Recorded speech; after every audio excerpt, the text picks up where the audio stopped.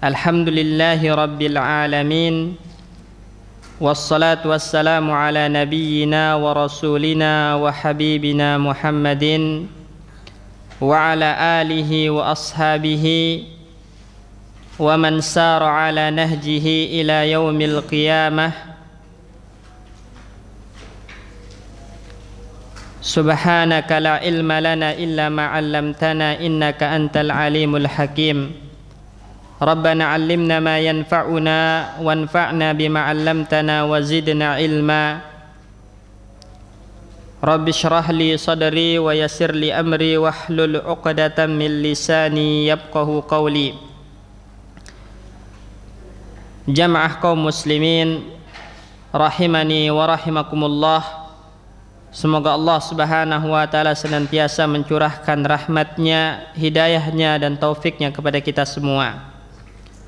Alhamdulillah, dengan karunia dari Allah Subhanahu wa ta'ala dan kesempatan untuk terus hadir di majelis ilmu, kita bisa kembali duduk di salah satu rumah dari rumah-rumah Allah Subhanahu wa ta'ala untuk melanjutkan pembacaan kita terhadap As-Sirah An-Nabawiyah, perjalanan hidup baginda Nabi Muhammad sallallahu alaihi wasallam, untuk kita ambil pelajarannya, untuk kita ambil ibrahnya, kemudian kita jadikan sebagai acuan dalam menjalani kehidupan kita. Pada pertemuan sebelumnya telah kita sampaikan terkait dengan usaha baginda Nabi Muhammad sallallahu alaihi wasallam untuk mendakwahkan Islam, yang mana ketika orang-orang musyrikun Quraisy dan penduduk Mekah menolak dakwah Nabi Muhammad sallallahu alaihi wasallam, maka Nabi mulai mendakwahi orang-orang yang di luar Mekah, dari suku-suku yang datang ke Mekah untuk melakukan manasik haji.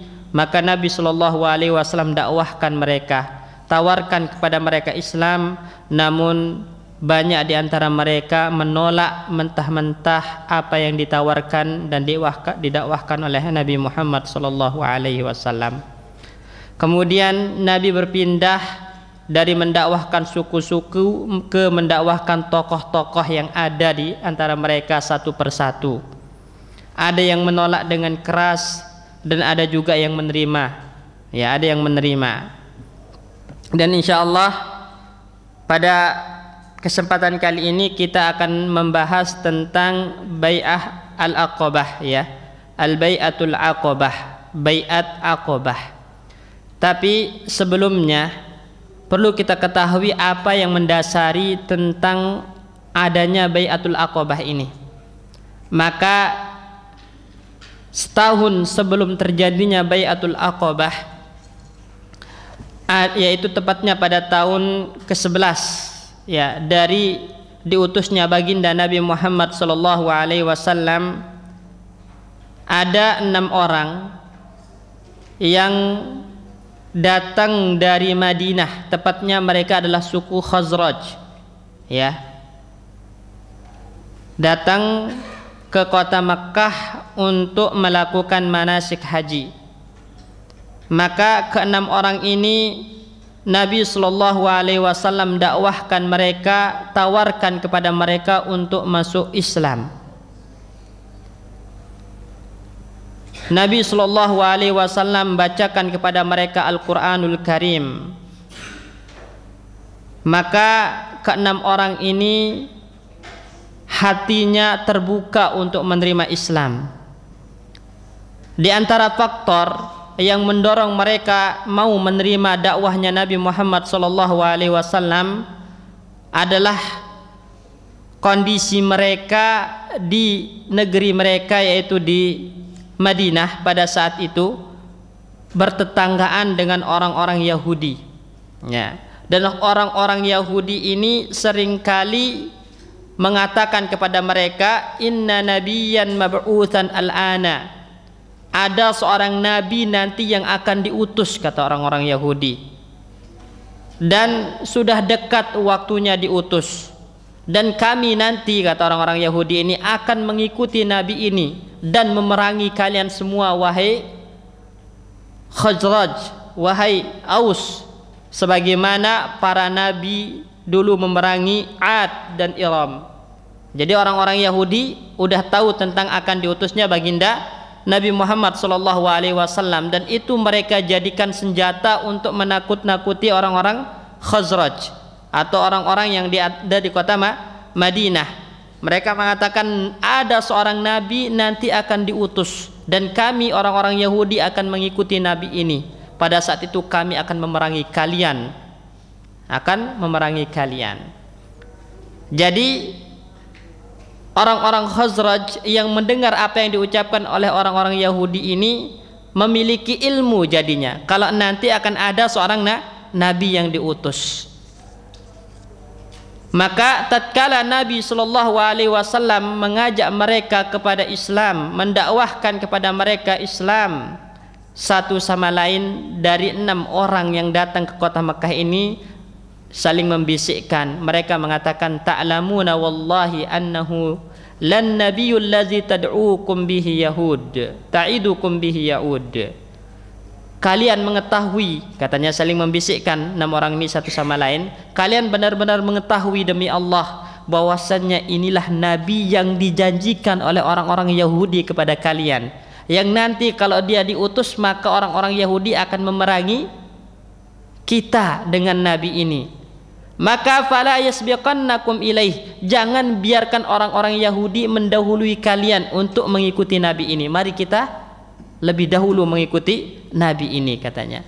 Akhirnya mereka pun menerima dakwah Nabi Muhammad SAW dan mereka mengatakan, ya Rasulullah, wahai baginda Nabi, wahai Rasulullah, ketika kami datang ke kota Makkah ini, kami meninggalkan kaum kami di kota Madinah itu saling bermusuhan satu sama lain. Maksudnya ada kabilah Khazraj, ada kabilah Aus, suku Khazraj, suku Aus, dan ini penduduk asli kota Madinah. Mereka itu saling bermusuhan satu sama lain. Ada Yahudi memusuhi mereka, mereka sendiri pun bermusuhan, yaitu Khazraj dan suku Aus ini. Makanya mereka mengatakan kepada Nabi, wahai Rasulullah, ketika kami datang ke kota Mekah ini, kami meninggalkan kaum kami di kota Madinah itu mereka saling bermusuhan satu sama lain. Maksudnya Khazraj dan Aus. Maka kami mengharap, katanya, Allah Subhanahu wa taala menyatukan mereka dengan diutusnya Anda. Kami mengharap mereka bersatu dengan dakwah yang Anda sampaikan, yaitu dakwah Islam. Maka kami akan balik ke kota Madinah, kami akan serukan Islam kepada mereka, ya. Dan pada saat itulah Nabi SAW menjanjikan kepada mereka untuk bertemu tahun depan kemudian, dan itulah yang dikenal dengan Bai'atul Aqabah. Tahun ke depan ketika pertemuan keduanya itu yang dikenal dengan Bai'atul Aqabah. Jadi latar belakang Bai'atul Aqabah ini apa pelajaran yang dapat kita petik? Pertama, jamaah sekalian, barakallahu fikum, bahwasannya Nabi SAW itu mengerahkan segala cara, mengetuk segala pintu dan jalan untuk menyampaikan Islam, ya. Mulai dari mendakwahkan suku-suku, mulai mendakwahkan tokoh-tokoh, ya, dan cara apapun yang bisa menyampaikan Islam itu dilakukan oleh Nabi SAW. Dan kita juga sebagai umatnya harusnya berupaya untuk meniru beliau di dalam dakwah. Semangat beliau menyebarkan Islam, mengajarkan Islam kepada orang-orang, ya. Kemudian yang kedua, pengetahuan atau ilmu yang kita miliki itu adalah merupakan sumber dari taufik dan hidayah Allah Subhanahu wa taala. Lihatlah kepada 6 orang yang tadi didakwahkan oleh Nabi SAW, apa yang mendorong mereka mau menerima dakwah Nabi? karena sebelumnya mereka memiliki ilmu tentang akan adanya nabi yang diutus, dan itu mereka ketahui dari orang-orang Yahudi. Karena orang-orang Yahudi itu punya kitab, dalam kitab mereka diceritakan dengan jelas bahwasanya akan ada nabi yang diutus. Ciri-ciri nabi itu pun sangat jelas di dalam kitab mereka. Makanya Allah katakan ya'lamunahu kama ya'lamuna abna'ahum, atau ya'rifunahu kama ya'rifuna abna'ahum. Ya, mereka benar-benar tahu tentang Nabi Muhammad itu seperti mereka mengenal anak-anaknya sendiri. Itu orang-orang Yahudi betul-betul tahu dengan sifat-sifat dan ciri-ciri Nabi. Tapi karena Nabi tidak diutus dari bangsa mereka, dari kaum mereka, akhirnya mereka menentang Nabi Muhammad dan menolak Islam. Itu orang-orang Yahudi, ya. Nah, karena adanya ilmu tentang akan diutusnya Nabi Muhammad, mereka 6 orang ini beriman kepada Nabi Muhammad SAW. Kemudian yang kedua, yang ketiga pelajarannya, orang-orang Yahudi ini memiliki ilmu, ya, memiliki ilmu tentang diutusnya Nabi Muhammad SAW. Tapi mereka menolak dan tidak beriman kepada Nabi Muhammad karena tadi Nabi Muhammad tidak berasal dari bangsa mereka, dari kaum mereka. Jadi fanatik kepada kebangsaan, fanatik kepada kesukuan itu terkadang menjadi penghalang orang dari hidayah dan taufik Allah Subhanahu wa taala, sebagaimana orang-orang Yahudi tidak mau beriman kepada Nabi padahal mereka tahu betul, kenal betul ciri-ciri dan kebenaran Nabi Muhammad SAW. Ya, oleh karena itu Allah melarang kita jangan serupa seperti orang-orang Yahudi. Ghairul maghdubi alaihim waladdallin. Jangan ya kita mengikuti jejak orang-orang yang dimurkai oleh Allah Subhanahu wa taala. Siapa itu? Al-Yahud, orang-orang Yahudi. Kenapa? Karena mereka memiliki ilmu tapi ilmunya tidak bermanfaat, ilmunya tidak diamalkan. Begitupun jangan kita seperti orang-orang ad-dhalin, orang-orang yang tersesat, yaitu orang-orang Nasara.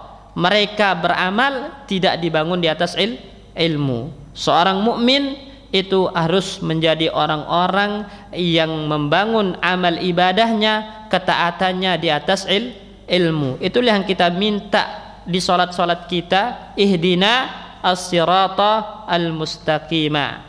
Ya Allah, berikanlah kami petunjuk. Pertama, hidayatul ilmi wal irsyad, hidayah ilmu, ya, untuk menempuh jalan yang benar.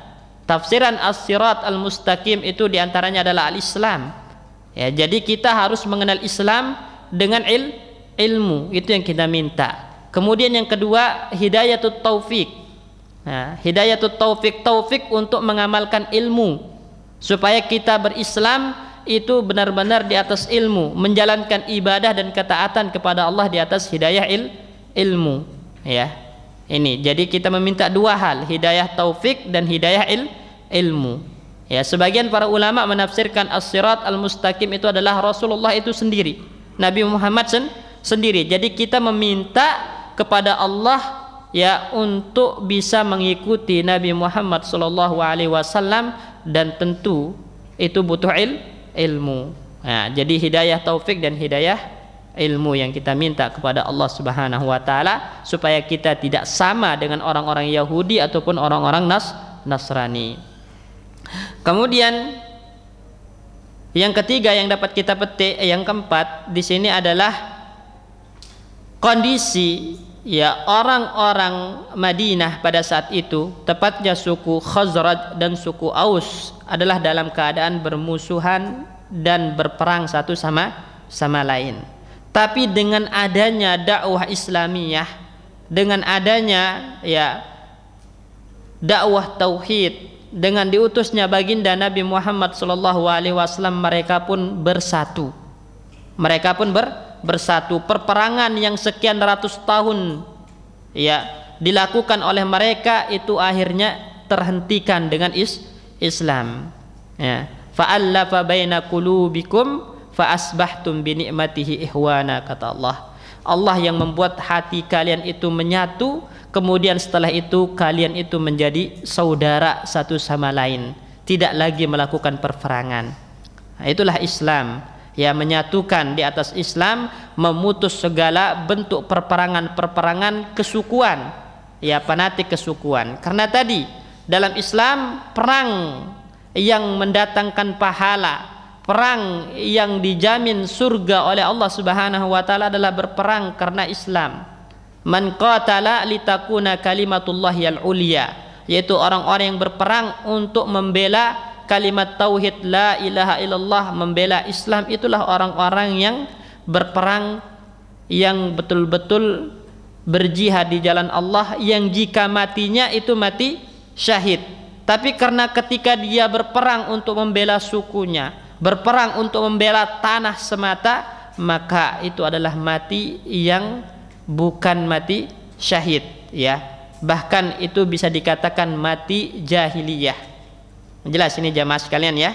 Nah, Islam datang untuk memutus semua perperangan semacam itu dan menyerukan hanya untuk jihad fisabilillah, yaitu membela agama Allah, membela kalimat tauhid la ilaha illallah, dan membela kaum muslimin. Kemudian pada tahun yang ke-12, tadi kan pada tahun ke-11, ya. Pada tahun ke-11 sebelum terjadinya peristiwa Bai'atul Aqabah, maka Nabi menjanjikan kepada 6 orang ini untuk ketemu lagi tahun depan, yaitu tahun ke-12 dari diutusnya baginda Nabi Muhammad SAW, tahun ke-12 kenabian. Qala Ibnu Ishaq berkata, falamma aradallahu izhara dinihi wa i'zaza nabiyhi sallallahu alaihi wasallam fil mausimi, tatkala Allah Subhanahu wa taala ingin menampakkan agamanya dan memuliakan nabinya, maka di musim-musim haji, ya, di musim-musim haji Allah Subhanahu wa taala itu menyuruh baginda Nabi Muhammad sallallahu alaihi wasallam untuk terus, ya, menawarkan Islam kepada kabilah-kabilah, suku-suku yang datang ke kota Mekkah, ya. Karena penduduk Mekkah sendiri udah menolak Nabi Muhammad, maka Allah memerintahkan kepada Nabi kita, ya, untuk mendakwahkan Islam kepada tadi orang-orang luar Mekkah. Fabainama huwa indal Aqabah, ya, tatkala Nabi sallallahu alaihi wasallam berada di Aqabah. Jadi Aqabah itu sebuah tempat. Laqiya rahtan minal Khazraji aradallahu bihim khaira. Nabi sallallahu alaihi wasallam berjumpa dengan beberapa orang dari suku Khazraj.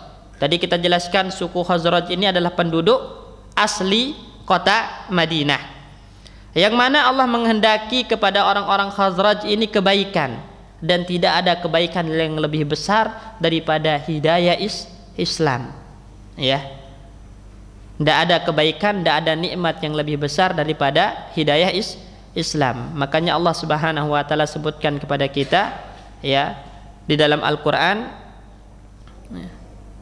yaitu dalam surat Al-Maidah, Allah sebutkan kepada kita, Allah menyempurnakan nikmat ini kepada kita. Maksudnya apa? Islam, ya, nikmat terbesar bagi umat ini adalah Islam. Fahaddatsani Asim ibnu Amir ibnu Qatadah an Asyah min qaumihi qalu, ya. Ibnu Ishaq mengatakan, menceritakan kepada saya Asim ibnu Umar ibnu Qatadah dari syekh-syekhnya, ya, dari guru-gurunya, dari kaumnya. Qalu, mereka berkata, lamma laqiyahum Rasulullah sallallahu alaihi wasallam qala lahum, tatkala Rasulullah sallallahu alaihi wasallam menemui, ya, beberapa orang suku Khazraj ini, maka Nabi berkata kepada mereka, man antum, siapa kalian? Qalu, maka mereka mengatakan, nafarun minal Khazraji, kami ini adalah sekelompok orang dari suku Khazraj. Qala amin mawali Yahud, ya, apakah kalian ini termasuk, ya, orang-orang yang dekat dengan orang-orang Yahudi? Ya. Qalu na'am, iya, kami termasuk orang-orang yang dekat dengan orang-orang, ya, Yahudi. Karena memang Madinah itu menjadi tempat tinggalnya orang-orang, ya, Yahudi, ya. Nanti kita pelajari ada Yahudi Bani Quraizah, ada Bani Qainuqa, ya, ada nanti perang Khaybar yang terjadi antara Muslim dengan Yahudi, karena memang di Madinah banyak orang-orang Yahudi. Makanya qalu na'am ya. Qala afala tajlisuna ukallimukum, apakah kalian mau mendengar saya berbicara sebentar kepada kalian, kata Nabi. Jadi Nabi ingin menyampaikan Islam kepada mereka. Qalu bala, maka mereka mengatakan, ya, kami akan duduk dan mendengarkan Anda. Fajalasu ma'ahu, maka orang-orang Khazraj ini pun duduk bersama Nabi, mendengarkan Nabi menyeru kepada mereka supaya masuk Islam dan membacakan kepada mereka Al-Quran. Dan qala, kemudian Nabi mengatakan,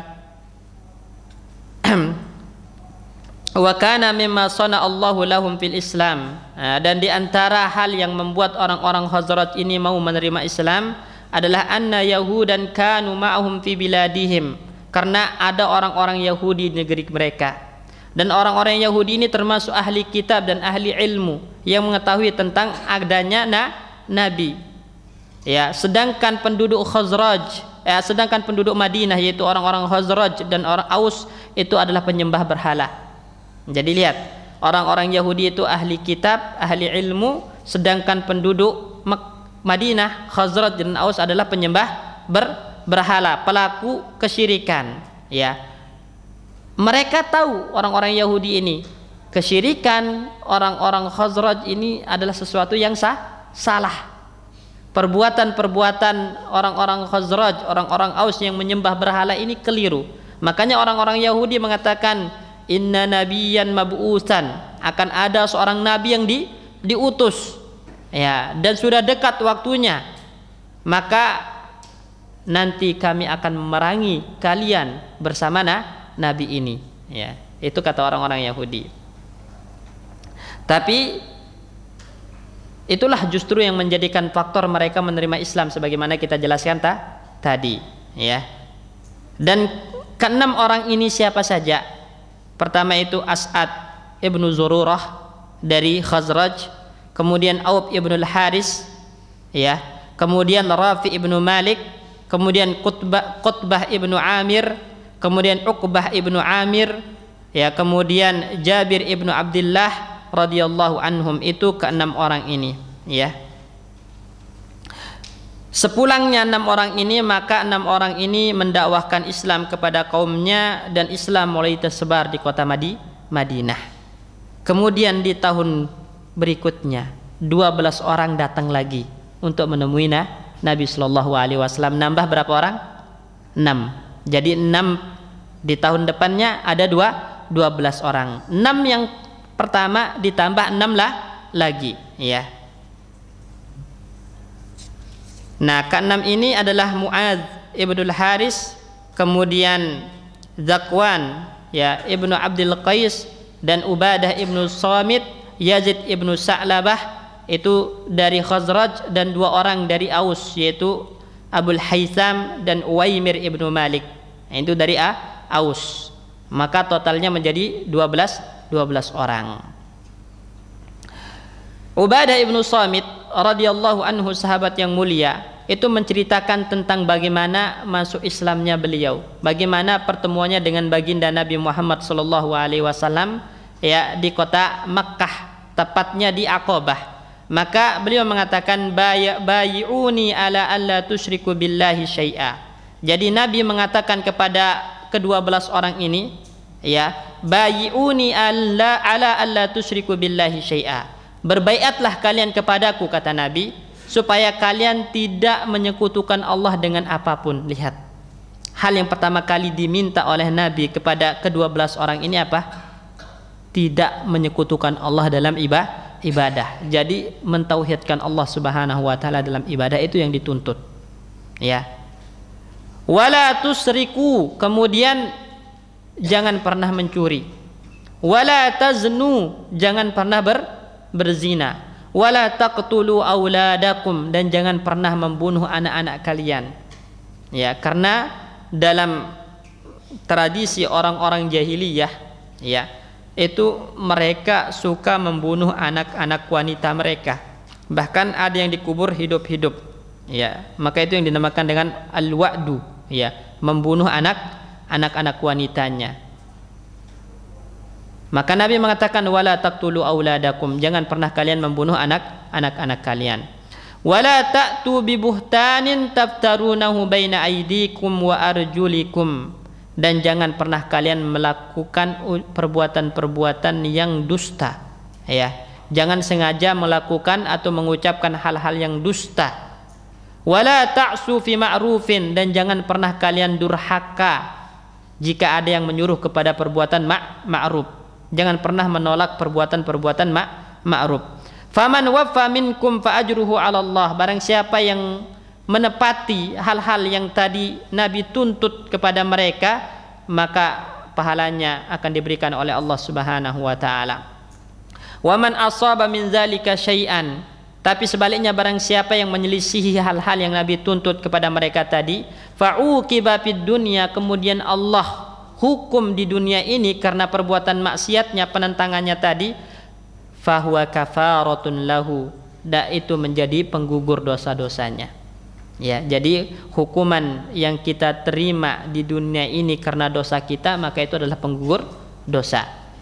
Wa man asaba min zalika syai'an, tapi barang siapa yang melakukan maksiat, meninggalkan atau menentang apa yang dituntut oleh Nabi tadi kepada mereka, summa satarahu Allah, kemudian Allah sembunyikan, tidak Allah nampakkan dosanya, ya Allah simpan, sembunyikan supaya tidak diketahui oleh orang lain, maka fahuwa ilallah, itu nanti hukumannya dikembalikan kepada Allah, keputusannya dikembalikan kepada Allah. Jika Allah berkehendak Allah maafkan, tapi jika Allah berkehendak Allah hukum di akhirat atas dosa tersebut, ya. Maka ke-12 orang ini pun menerima apa yang dituntut oleh Nabi Shallallahu Alaihi Wasallam, dan inilah yang dikenal dengan Bai'atul Aqobah. Jadi isi dari Bai'atul Aqobah itu yang paling penting, ya. Dari peristiwa Bai'atul Aqobah itu isinya yang paling penting. Apa itu? Pertama, Nabi membaiat mereka supaya tidak melakukan kesyirikan kepada Allah Subhanahu Wa Taala. Ini yang pertama, jemaah sekalian. Artinya apa? Ketika kita mendakwahkan orang-orang di luar Islam, maka hal pertama kali yang kita ajarkan, yang kita sampaikan kepada mereka adalah kewajiban untuk mentauhidkan Allah Subhanahu wa taala semata, mengikhlaskan ibadah hanya kepada Allah dan tidak menyekutukan Allah dengan apapun. Oleh karena itu ketika Nabi mengutus Muaz bin Jabal ke Yaman, apa kata Nabi? Ya Muaz, innaka ta'ti qauman min ahlil kitab. Wahai Muaz, engkau mendatangi ahlul kitab, maksudnya Yahudi dan Nasrani. Fa awwalu ma tad'uuhum ilaihi syahadatu alla ilaha illallah. Maka hal yang pertama kali kamu dakwahkan kepada mereka itu syahadat la ilaha illallah. Maksudnya kalimatut tauhid, mentauhidkan Allah, mengesahkan ibadah hanya kepada Allah Subhanahu wa taala semata. Fa inhum fa'alu dzalik, jika mereka melakukan hal itu, artinya mereka telah mengakui hanya Allah yang berhak untuk diibadahi dan tidak boleh disekutukan dengan apapun, baru ajarkan kepada mereka salat 5 waktu. Kalau udah mereka melakukan salat 5 waktu, baru ajarkan kepada mereka bahwasanya Allah mewajibkan zakat kepada mereka. Tu'khadhu min agniyaihim faturaddu ila fuqaraihim, yang mana zakat ini diambil dari orang kaya dan diberikan kepada orang miskin di antara mereka. Jadi urutannya seperti itu. Maksudnya tahapan dakwah, manhaj dalam dakwah itu sudah digariskan oleh baginda Nabi Muhammad SAW, dan itu diawali dengan tauhid, dakwah ya, mengesahkan Allah dalam ibadah. Dan ini yang dituntut oleh Nabi kepada ya orang-orang yang hadir di Bai'atul Aqobah. Yang pertama itu jangan menyekutukan Allah dengan apapun, ya. Kemudian wala tusriqu, ini yang kedua, jangan kalian mencuri, ya. Karena begini jamaah sekalian, ya, kebiasaan ya kabilah-kabilah, suku-suku ya yang di luar kota Mekah itu, kalau ada suku lain, ya, ada suku lain melewati tempat mereka, itu biasanya ditahan, dibegal istilah kita ya, dirampas hartanya. dirampas hartanya. Maka Nabi mengatakan wala tusriku, jangan kalian mencuri, ya, karena perbuatan mencuri itu adalah merupakan ya dosa besar dan itu adalah merupakan kezaliman. Wala taznu, jangan kalian berzina. Ini yang ketiga yang diminta oleh Nabi, wala taznu, jangan kalian berzina. Karena kita tahu ya, hal yang merajalela pada masa jahiliyah itu adalah perbuatan zina. Bahkan pelacur-pelacur itu pun memiliki benderanya sendiri di depan rumah, yang menunjukkan siapapun bisa mendatanginya.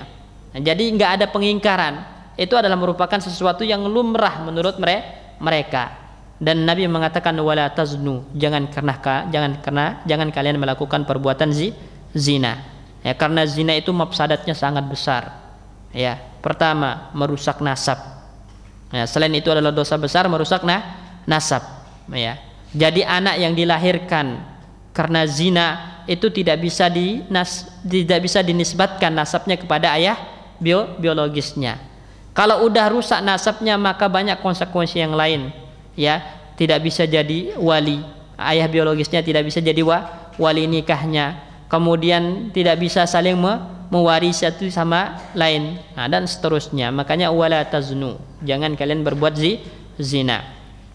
Wala taqtulu auladakum, ini yang keempat, jangan kalian membunuh anak-anak kalian. Karena tadi kita jelaskan perbuatan jahiliyah yang diingkari keras oleh Islam itu diantaranya adalah membunuh anak-anak, terutama anak-anak wanita.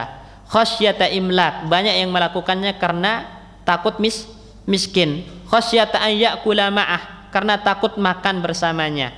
Ya, karena takut makan bersamanya. Makanya ya, Allah larang kita untuk membunuh anak-anak itu, dan Allah katakan nahnu narzukukum wa iyyahum. Ya, kami yang memberikan rezeki kepada mereka dan kalian. Ya. Kemudian wala ta'tu bi buhtanin, ya, dan jangan kalian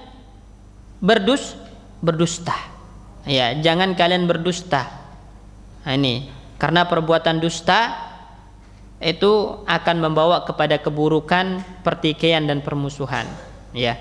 Kemudian wala ta'sau fi ma'rufin, jangan bermaksiat.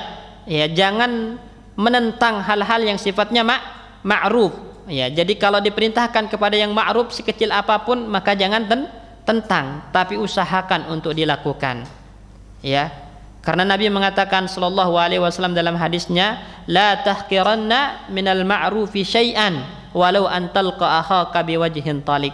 Jangan kalian wahai orang-orang beriman meremehkan perbuatan ma'ruf sekecil apapun. Jangan. Meskipun itu kalian bertemu dengan saudara kalian itu dengan wajah yang berseri-seri, maka jangan pernah diremehkan hal tersebut.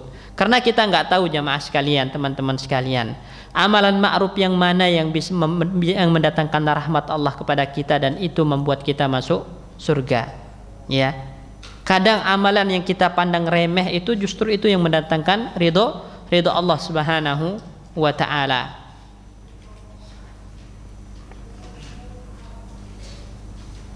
Pernah dengarkan kisah seorang wanita pelacur yang ngasih minum anjing? Nah, itu ngasih minum anjing, gara-gara ngasih minum anjing Allah turunkan rahmatnya. Kemudian wanita itu mati dan dimasukkan ke surga oleh Allah Subhanahu wa ta'ala. Mungkin kita pandang remeh hal tersebut, tapi memang justru itu yang mendatangkan rahmat Allah Subhanahu wa ta'ala. Makanya Nabi mengingatkan kita, ya, la tahqiranna minal ma'rufi syai'a, jangan pernah meremehkan perbuatan ma'ruf sekecil apapun, dan jangan pernah ingkari, jangan pernah durhaka kepada hal-hal yang ma'ruf. Kalau bisa dilakukan semampu kita. Sebaliknya jangan juga meremehkan perbuatan mungkar sekecil apapun, karena kita nggak tahu itu yang bisa membuat Allah murka kepada kita. Sebagaimana orang yang menahan kucing gitu kan, dalam riwayat Bukhari ada seseorang yang menahan kucing, ya, dimasukkan neraka fi hirratin habasathu, karena kucing yang dia tahan tidak diberikan makan, padahal kalau dilepas mungkin kucing itu bisa cari makan sendiri, ya, tapi gara-gara ditahan gak diberi makan, itu yang mendatangkan murka Allah, dan itu membuat dia dimasukkan ke dalam neraka. Jadi mungkin namanya binatang ya diremehkan, mungkin nggak ngasih makan binatang atau semacam hewan peliharaan diremehkan, tapi itu justru yang mendatangkan murka Allah. Makanya kemungkaran itu nggak boleh diremehkan sekecil apapun ya. Nah, ini beberapa hal yang dituntut oleh Nabi Shallallahu Alaihi Wasallam kepada orang-orang yang hadir di Bai'atul Aqabah. Maka Nabi ingatkan kembali kepada mereka, faman waffa minkum, barang siapa yang melaksanakan hal-hal ini dengan baik, yaitu tidak menyekutukan Allah dalam ibadah, tidak mencuri, tidak berzina, tidak membunuh anak-anak mereka, tidak dusta, selalu melakukan hal-hal yang ma'ruf, fa ajruhu 'ala Allah, maka pasti mendapatkan balasan pahala dari sisi Allah Subhanahu wa taala. Tapi sebaliknya kalau ada yang menentang, kecuali syirik ya. Syirik itu kalau dilakukan, maka konsekuensinya itu membatalkan semua amal ibadah dan pelakunya menjadi musyrik, keluar dari Islam. Syirik besar itu kalau dilakukan maka otomatis membuat pelakunya keluar dari Islam. Ya, ini makanya hati-hati jamaah sekalian. Setelah kita tahu tentang bahaya syirik, hal-hal syirik termasuk syirik besar terutama, kemudian kita terjatuh ke dalamnya, maka nggak ada uzur bagi kita karena kita telah memiliki ilmunya. Berbeda halnya kalau antum misalnya masih baru masuk Islam, mu'allab istilahnya ya, mu'allab, baru masuk Islam, kemudian terjatuh dalam syirik akbar yang dia tidak memiliki ilmunya, artinya dia nggak tahu kalau itu syirik akbar, kemudian terjatuh, maka masih diberi uzur. Atau mungkin tinggal di pedalaman ya, di pedalaman hutan sana ya, ada orang datang cuman mendakwahkan Islam, masuk Islam, kemudian keluar lagi dari hutan, belum dijelaskan pada mereka mana hal-hal yang syirik akbar, mana yang bukan ya syirik, belum dijelaskan, dan mereka masih melakukan syirik akbar. Ini masih diberikan uzur karena ada kejahilan, karena ketidaktahuannya. Tapi kalau kita hidup di tengah-tengah kaum muslimin seperti ini ya, akses untuk menuntut ilmu mudah, kemudian kita nggak mau menuntut ilmu dan jatuh dalam syirik akbar, alasannya oh saya nggak tahu itu syirik akbar, itu nggak diberi uzur. Kenapa nggak diberi uzur? Karena dia bisa untuk mengangkat kebodohannya dengan hadir di majelis ilmu, tapi dia sendiri yang nggak mau datang belajar. Padahal pengajian di mana-mana, akses untuk menuntut ilmu sangat mudah, tinggal buka HP, YouTube yang menjelaskan tentang tauhid, bahaya syirik sangat banyak, tapi nggak pernah mau untuk dikaji, dipelajari. Maka orang-orang semacam ini tidak berhak untuk diberikan uzur, sehingga kalau jatuh dalam syirik akbar otomatis dia keluar dari Islam. Jelas ya ini. Nah, selain syirik akbar tadi, kalau dia melakukan perbuatan-perbuatan dosa besar seperti berzina, mencuri dan yang lainnya, maka man asaba zalika syai'an, kata Nabi, siapa yang melakukan ya meninggalkan hal-hal tadi, fa'uqiba fid dunya, kemudian dihukum oleh Allah dalam kehidupan dunia karena kemaksiatan tadi, maka itu menjadi kafarah, penggugur dosa ya, hukuman Allah itu menjadi penggugur dosanya. Tapi kalau ada yang terjatuh dalam dosa-dosa tadi, dosa-dosa besar tadi, kemudian Allah tutup, Allah tidak apa-apakan dia dalam kehidupan dunia ini, maka nanti di akhirat dikembalikan kepada kehendak Allah. Jika Allah berkehendak Allah maafkan, tapi jika Allah berkehendak Allah hukum karena dosa dan maksiatnya. Inilah isi dari Bai'atul Aqabah yang pertama. Kemudian Syekh membawakan beberapa pelajarannya di sini. Pertama, anna Rasulullah sallallahu alaihi wasallam lamma 'arada al-Islam ala ahli al-Madinati fil 'Aqabah qala ba'duhum li ba'din innahu an-nabiyyul ladzi tawa'adakum bihi yahud. Wa kana hadza bidayatul istijabah lir-rasul. Nabi Muhammad sallallahu alaihi wasallam tatkala menawarkan Islam kepada penduduk Madinah yang 12 orang tadi di Aqabah ya, atau yang 6 orang tadi, maka sebagian di antara mereka berkata kepada sebagian yang lain, inilah nabi yang dijanjikan orang-orang Yahudi kepada kalian. Artinya ada ilmu tentang Nabi Muhammad sallallahu alaihi wasallam, maka kata Syekh, hadza bidayatul istijabah lirrasul. Inilah awal mula kenapa mereka menerima dakwah Nabi, yaitu ilmu mereka tentang Nabi yang diambil oleh orang-orang yang diambil dari orang-orang Yahudi, karena orang-orang Yahudi sering mengancam mereka, nanti akan ada nabi yang diutus dan kami akan mengikuti nabi ini kemudian memerangi kalian wahai orang-orang Madinah, kata orang-orang Yahudi. Kemudian yang kedua, pelajaran yang dapat dipetik di sini,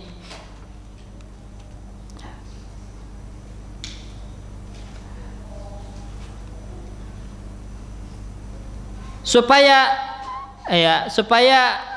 di antara rahmat Allah Subhanahu wa taala dan mungkin termasuk kehendak Allah Subhanahu wa taala, ketika Allah Subhanahu wa taala ingin menampakkan Islam melalui orang-orang yang di luar Mekah, yaitu siapa? Orang-orang Ansor, orang-orang Madinah, maka sebelum itu Nabi satukan mereka. Lihatlah, kan tadi yang datang ke yang Mekah dari orang-orang yang menghadiri Bai'atul Aqabah itu kan 10 orang Khazraj, 2 orang Aus. Yang mana Khazraj dan Aus ini sebelumnya sering bertikai, sering berperang, nggak pernah akur. Tapi dengan dakwahnya Nabi Muhammad SAW mereka bersatu. Coba bayangkan kalau Khazraj Muslim, Aus Muslim terus masih bertikai, kira-kira Islam masih bisa maju nggak? Gitu kan? Enggak. Maka supaya Islam itu menang, supaya Islam itu nampak menjadi agama yang mayoritas, maka Allah satukan hatinya terlebih dahulu para pemeluknya ini. Khazraj dan Aus disatukan hatinya oleh Allah Subhanahu wa taala, kemudian mereka menjadi saudara. Itu adalah merupakan awal mula karena Allah ingin menampakkan Islam melalui mereka terhadap orang-orang Mekah. Kalian menolaknya, Islam akan dinampakkan dari tangan orang-orang yang di luar Mekah, yaitu orang-orang Madinah yang kita kenal dengan kaum Ansor, kaum Ansor.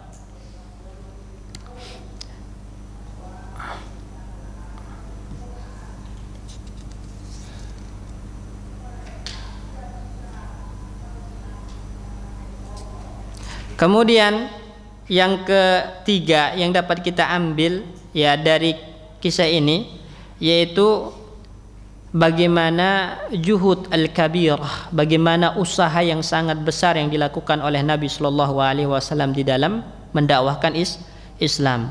Siang malam Nabi Shallallahu Alaihi Wasallam tanpa mengenal lelah, tanpa mengenal letih, terus menerus menawarkan Islam kepada setiap kabilah suku-suku yang datang ke kota Mekah untuk melakukan manasik haji. Ditolak, Nabi tidak putus asa, terus Nabi mendakwahkannya. Ini, maka hendalah kita mengambil pelajaran dari Nabi ini. Artinya ketika kita ditolak dakwahnya, jangan kita putus asa. Jangan kita putus asa. Nabi terus melakukan dakwah, maka kita terus melakukan dakwah. Ditolak, maka dakwah tetap jalan, karena kita itu hanya bisa menyampaikan hidayah taufik itu di tangan Allah Subhanahu wa taala. Nabi saja tidak mampu menjadikan pamannya Abu Thalib beriman, tapi itu tidak membuat Nabi putus asa untuk mendakwahkan Abu Thalib dan kaumnya. Kemudian yang keempat, yang namanya al-faraju, yang namanya kemenangan, pertolongan dari Allah Subhanahu wa taala, itu kita nggak tahu kapan turunnya, di mana turunnya, tapi pertolongan itu pasti datang. Karena barang siapa yang membela agama Allah, pasti Allah akan membelanya, pasti Allah akan menolongnya. Cuman kita nggak tahu kapan dan di mananya. Kewajiban kita hanya terus meyakini bahwasanya Allah Subhanahu wa taala pasti memberikan pertolongannya. Akhirnya ternyata Nabi Shallallahu Alaihi Wasallam itu ditampakkan, ditolong, diberikan pengikut yang betul-betul membelanya, mengagungkannya, bukan dari penduduk Mekah, dari penduduk luar Mekah, yaitu orang-orang Madinah. Dari situlah datang pertolongan Allah Subhanahu wa taala. Tatkala Nabi menawarkan kepada kabilah-kabilah yang datang ke kota Makkah, banyak yang menolak. Tapi tatkala Nabi menawarkan kepada Khazraj, Aus yang dari penduduk Madinah, maka mereka menerima. Kemudian mereka balik ke kaumnya, banyak kaumnya yang beriman. Oleh karena itu, nanti inilah yang menjadi cikal bakal adanya hijrah dari kota Makkah ke Madinah. Disebabkan apa? Madinah itu penduduknya paling banyak yang muslim. Jelas ya, jemaah sekalian. Jadi dari situlah nanti Islam akan menang, ya. Kemudian yang kelima, dari hadisnya Ubadah ibnu Samit yang kita sampaikan tadi, yang menjelaskan tentang isi dari Bai'atul Aqabah, itu pelajarannya sangat luar biasa jemaah sekalian, teman-teman sekalian. Yang tadi pertama, bahwasanya syirik itu ya adalah merupakan dosa besar yang tidak dimaafkan oleh Allah Subhanahu wa taala, merupakan pembatal iman. Maka hendaklah kita meninggalkan hal-hal yang berbau syirik. Karena Allah mengatakan, innahu man yusyrik billah faqad harramallahu alaihil jannah wa ma'wahun nar wa ma lizzalimina min ansar. Barang siapa yang berbuat syirik kepada Allah, maka Allah haramkan surga baginya. Orang yang diharamkan surga itu siapa?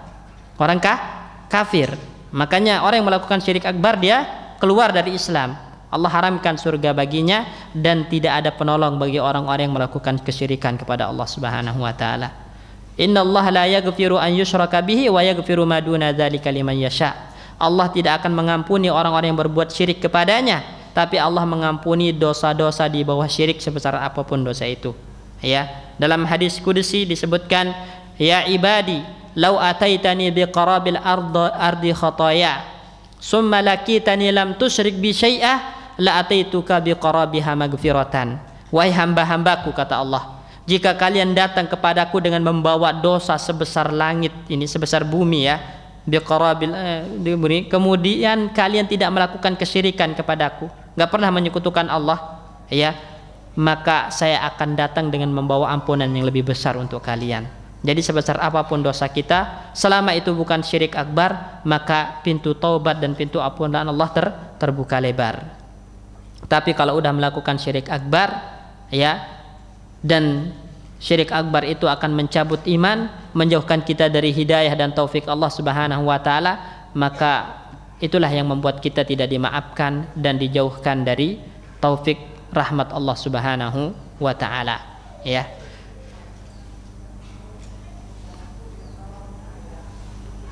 Dan selainnya, dosa-dosa besar selain syirik tadi kan disebutkan oleh Nabi, berzina, mencuri, membunuh anak, ya, meninggalkan hal yang ma'ruf.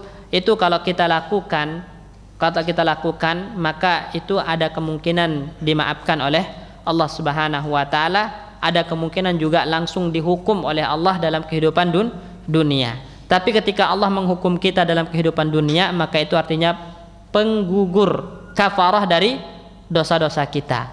Lebih baik mana? Dihukum di dunia atau ditangguhkan yaumul qiyamah? Lebih baik langsung dihukum dunia. Makanya kalau kita terkena musibah, terkena penyakit, terkena hal-hal yang semisalnya, bisa jadi itu adalah merupakan salah satu cara Allah menggugurkan dosa-dosa dan maksiat kita, ya. Jadi orang kalau terkena musibah, penyakit dan semacamnya, itu pertama Allah ingin mengangkat derajatnya jika dia bersabar menerima takdir tadi. Kedua, Allah ingin gugurkan dosa-dosanya, maksiatnya dengan penyakit dan dosa tersebut. Para ulama mengatakan, tubuh yang tidak pernah sakit itu seperti harta yang tidak pernah dizakatkan, ya. Tubuh yang tidak pernah sakit itu seperti harta yang tidak pernah dizakatkan. Karena tujuan dari zakat itu apa? Untuk mensucikan, ya, diri kita dan harta itu. Khudh min amwalihim shadaqatan tutahhiruhum wa tuzakkihim biha, kata Allah. Ambil zakat yang mana zakat itu akan mensucikan mereka dan harta-harta mereka. Jadi kalau badan ini enggak sakit, berarti dosanya enggak akan berguguran, gitu kan. Dengan adanya sakit, maka itu akan menggugurkan dosa, ya. Atau ada musibah-musibah selain sakit, itu adalah merupakan kafarah dari dosa-dosa kita. Tapi yang terberat hukuman Allah karena dosa yang kita lakukan itu Allah cabut nikmat ibadah, nikmat taat itu yang paling berat.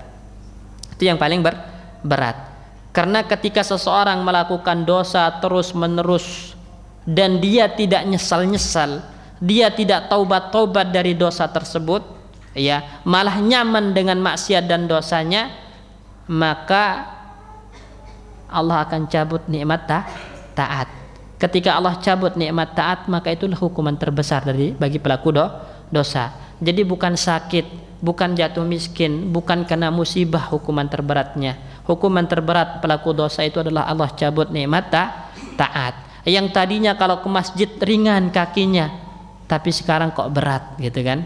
Yang tadinya kalau dengar suara azan, walaupun dia sedang tidur mungkin matanya langsung seger, ya, untuk menemui panggilan Allah Subhanahu wa taala, tapi sekarang kok telinga itu berat, mata itu berat gitu kalau mendengar.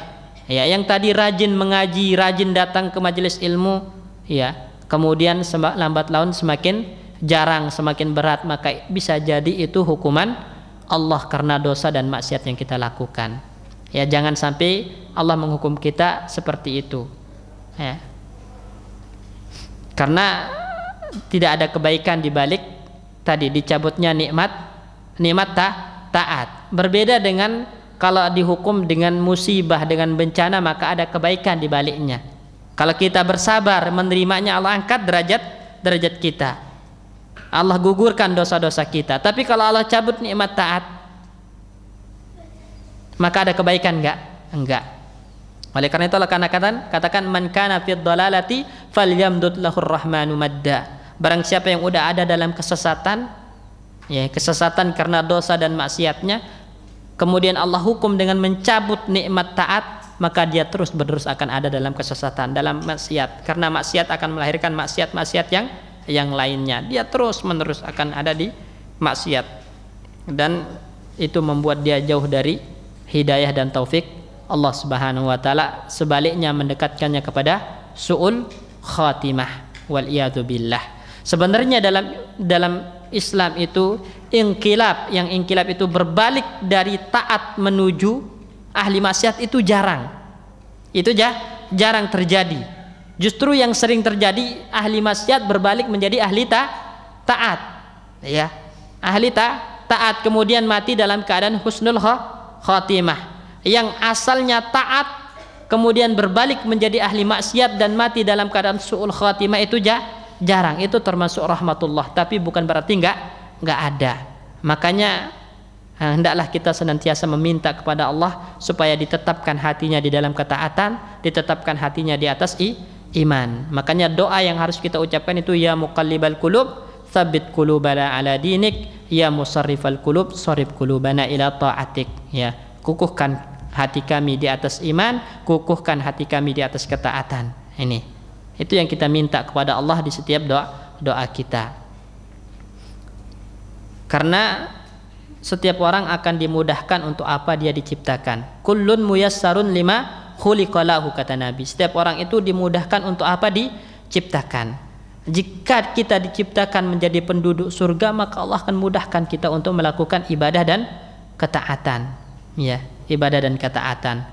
Oleh karena itu, kalau sekarang dimudahkan untuk melakukan ibadah, ketaatan, hadir di majelis ilmu, istiqomah.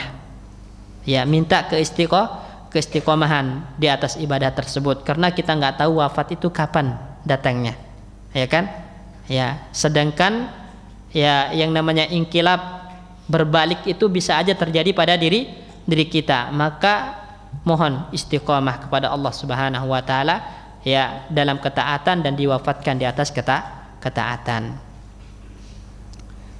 Kemudian yang terakhir yang dapat kita petik, ya, dari dakwah Nabi Shallallahu Alaihi Wasallam dan Bai'atul Aqabah ini, yaitu disyariatkan untuk mengutus dai, mengutus para duat, ya, orang-orang yang berdakwah ke tempat-tempat terpencil. Ya, sebagaimana 6 orang ini balik ke kampungnya untuk apa? Untuk mendakwahkan orang-orang yang di kampungnya di kota Madinah. Jadi memang ya ada sekarang itu banyak ya tempat-tempat terpencil, tempat-tempat pedalaman itu yang butuh kepada dai yang mengajarkan mereka Al-Qur'an, mengajarkan mereka cara sholat, ibadah kepada Allah Subhanahu wa taala, maka ya butuh ya ada orang-orang yang mengkoordinir dai-dai yang bisa mendakwahkan orang-orang terpencil itu ya. Mungkin sekarang media bisa membantu ya media ya YouTube dan yang semacamnya, tapi nggak semua orang bisa mengaksesnya karena terutama orang-orang terpencil, maka butuh ada pengiriman dai. Makanya itu dilakukan oleh Nabi. Nabi mengutus Muaz ke Yaman, Nabi mengutus sahabat Mus'ab ibnu Umair ke Madinah. Ini. Jadi itu untuk mengajarkan manusia, mengajak mereka ke Islam, mengajarkan cara ibadah kepada Allah Subhanahu wa taala. Ya, ini. Jadi itu pelajarannya. Makanya setelah Bai'atul Aqabah ini nanti ada pengutusan Mus'ab ibnu Umair ke kota Madinah untuk mengajarkan mereka tentang Islam dan cara ibadah kepada Allah Subhanahu wa taala. Barakallahu fikum. Mungkin ini yang bisa kita sampaikan pada pagi hari ini. Insyaallah nanti kita akan masuk ke Bai'atul Aqabah Ats-Tsaniyah. Jadi ada 2 kali Bai'atul Aqabah. Ini Bai'atul Aqabah pertama, nanti ada Bai'atul Aqabah yang kedua. Di situ juga ada baiat, ada hal yang dituntut oleh Nabi kepada orang-orang yang hadir di Bai'atul Aqabah Ats-Tsaniyah ini selain apa yang dituntut pada Bai'atul Aqabah yang pertama. Jadi ada isi yang berbeda dan insyaallah itu pelajarannya sangat luar biasa. Baik. Mungkin kita cukupkan sampai sini. Jazakumullah khairan. Ya, semoga apa yang kita pelajari ini bermanfaat. Kita tutup dengan doa kafaratul majlis. Subhanakallahumma bihamdika. Assalamualaikum warahmatullahi wabarakatuh.